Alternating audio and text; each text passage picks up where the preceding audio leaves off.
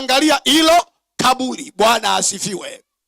Jambo ambalo kila mmoja wetu anapaswa kulizingatia na kulitambua ni hili: kama kuna kitu ambacho kina historia kubwa kuliko hata mwanadamu, ni maji. Maji yana historia ndefu kuliko vitu vyote unavyoviona wapi? Duniani. Unaniambia mwinjilisti, unamaanisha nini? Unaposoma Biblia yako, kitabu cha mwanzo kabisa cha Biblia kinachoitwa Mwanzo, Mwanzo 1:1-2, Mwanzo 1:1-2, yani Mwanzo sura ya kwanza mstari wa kwanza na wa pili.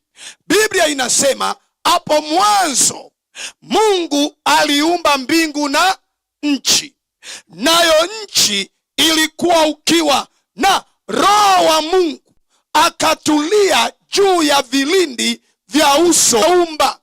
Roho wa Mungu alitulia juu ya uso wa nini? Wa maji. Na si hivyo tu, utashangaa kuona ya kwamba hata uumbaji wako ulihitaji maji. Na mtu ananiambia, mwinjilisti, unamaanisha nini? Mbona hiyo hatuoni? Sasa na mimi nikuulize tu swali jepesi ujiongeze. Mungu akachukua mavumbi ya ardhi, akayafinyanga, akamfanya nani? Mwanadamu. Kisha akapuliza pumzi ya uhai. Hata wewe tu kwa kawaida, ili udongo ufinyangwe, ni lazima ufanye nini? Lazima uloweshwe. Kwa hivyo utagundua hata kwenye uumbaji wa mwanadamu maji yalihitajika. Bwana asifiwe.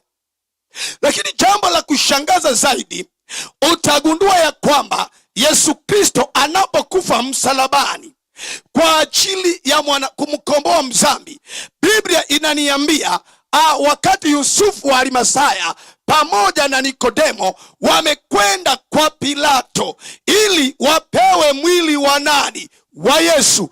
Pilato anatuma askari ili waende kuangalia wale wezi waliotundikwa msalabani, na wanapoenda kama katika ubavu wa Yesu vilitoka vitu gani? Maji na nini? Na damu. Habari za jioni. Maji na kitu gani? Na damu. Kwa hivyo maji na damu vinahusika sana katika uhai. Biblia inaniambia hata nchi tunayokanyaga imetoka ndani ya maji. Dini ya maji kwa neno la nani? La Mungu. Kwa hivyo utagundua maji yana historia ndefu sana. Sasa kwenye Biblia utagundua kuna